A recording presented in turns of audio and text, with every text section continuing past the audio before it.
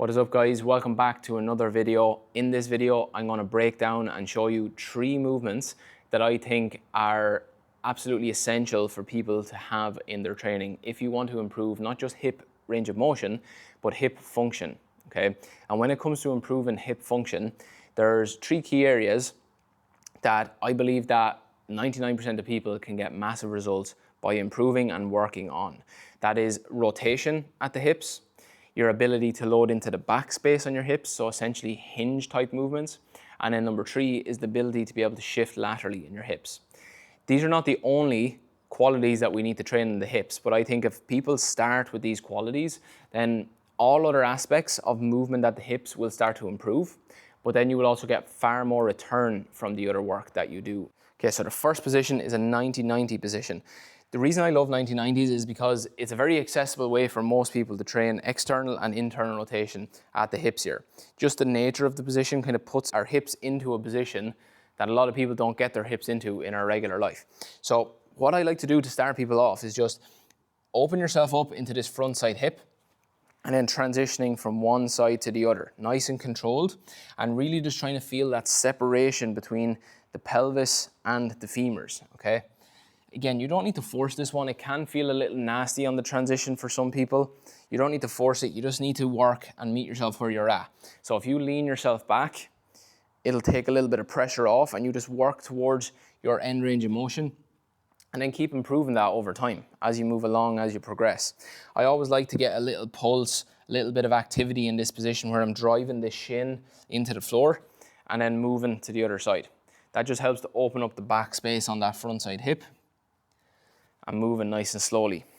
Again, what you want to do on this is use your hands for support. A lot of people try to not use their hands and they end up just turning it into like a spinal flexion exercise, and you just end up holding too much tension and your hips are not able to actually open up and let go a little bit. So keeping the heels in contact with the ground here, I typically like to go for anywhere from 8 to 10 reps per side.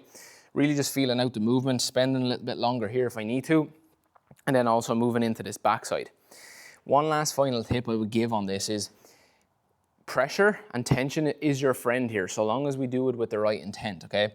If I'm using my support, I'm keeping nice and long and tall in that spine and really trying to just hinge from the hips and not just flex through my spine, I can get some nice tension into the floor here, okay? So think of both your shins here, okay? So if I drive my front shin down, if I find my stretch, push my front shin into the floor, and then the same on the back. If I push this inside of my shin or my ankle here down into the floor, it just gives us a little bit of that positive isometric force into both hips to help open up external and then internal rotation, okay?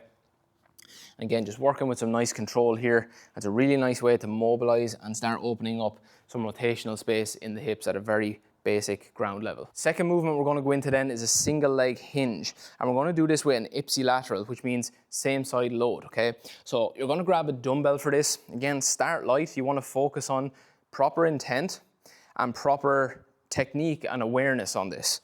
So what you're going to do, same side hand as the same side leg that's working.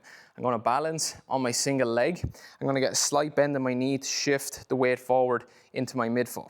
From here then, we're just controlling down, just like a single leg RDL essentially, but there are a few key differences that we want to focus on here, okay? What I'm focusing on at my working leg is slight bend in my knee and shifting pressure into my midfoot. So my heel becomes a little bit lighter on the floor. I want to keep that bend in my knee, keep that pressure in my midfoot as I reach my non-working leg back and keep my pelvis square to the floor, and then I drive up to the top, okay? What this is doing is helping us really isolate pressure into the backside of that hip, okay? This slight bend forward and pushing back of the hip really allows us to load the glute tissue and this internally rotated position in a closed chain setting, okay? So as I hinge back and I reach my leg, I want to think of keeping my pelvis square to the floor, okay? If I start to hinge back and my leg starts to open, we're not really opening into that tissue at the back, so we're not generating length back there and we're not getting that internal rotation that we need in order to be able to open up that space, okay? And again, I would work 8 to 10 reps per side on this, increasing load as and when you are ready. But I'm looking for good tension, good intent, And a really key thing that people miss on this is, as I get to this bottom position here, I'm thinking of driving through the floor to get that foot and that glute working to actually push me out of the position. What a lot of people tend to do on this as they come down is they'll extend their spine and pull themselves out. But that's not a hip-driven movement. That's a spine-driven movement. So you want to make sure that you get the pressure into the right area of that foot, and then you want to think of keeping that pelvis square. If you keep that pelvis square and in a good position, you're going to feel this tissue wind and load up at the back, and it'll feel a lot easier then for you to be able to drive through the floor, okay? Control it down, drive through the floor. If you're really struggling with single leg balance at the moment, you can use a little bit of support here, okay? And it's the same principles. Balance shouldn't really be the limiter here, but if it is, it should be something you seek to improve over time. But in order to be able to get the benefits from a posterior hip loading perspective, using some support is absolutely fine here.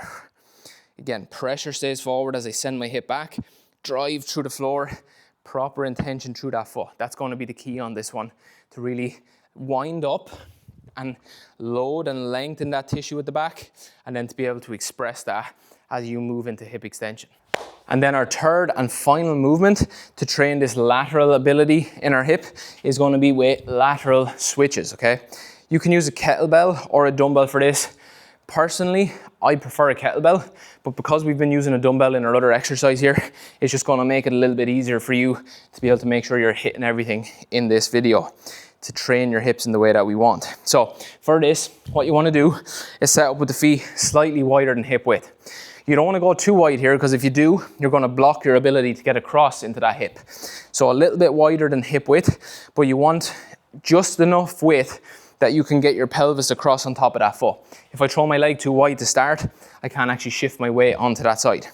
Second thing is our foot position. We want to get our feet pointing straight ahead. A slight turnout here is okay in the beginning. We just don't want to get caught into the habit really of turning those feet way out, because the more we turn the feet out, it limits our ability again to load into the back of that hip, okay?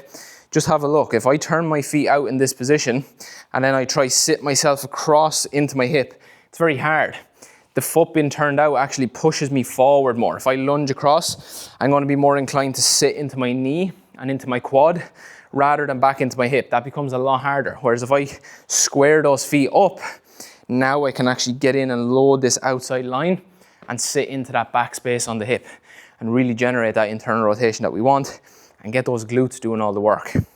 That's what we want, hip-driven movement. So to set up for this, feet a little bit wider, like I said, not too wide, because we want to be able to get across. We're going to have the dumbbell starting in one hand, and what I want to do is I'm going to sit, think of leading with my pocket here, okay?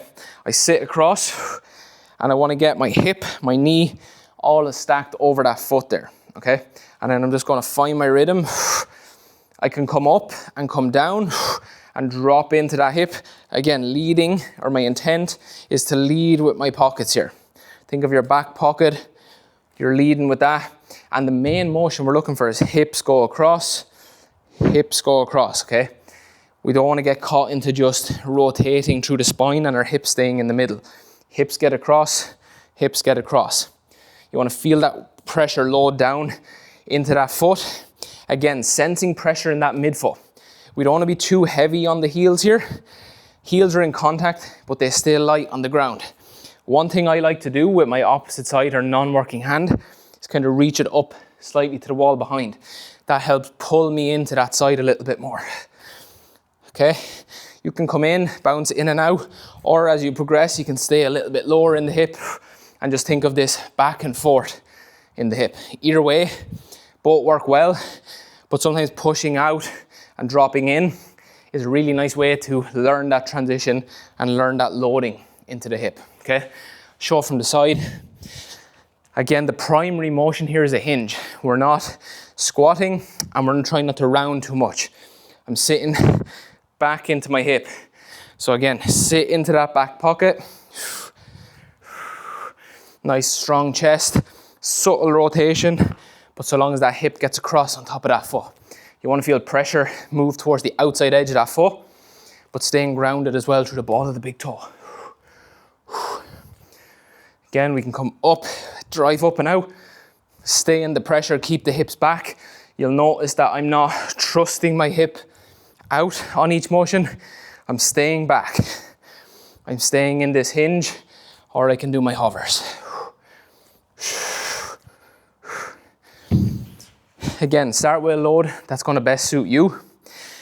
Technique is the most important. Intent, awareness, and proper movement technique is always king. There's no point in adding extra load or a load that you can't handle, and then you just end up rotating through your spine, and you're not actually loading the tissues that we want to load.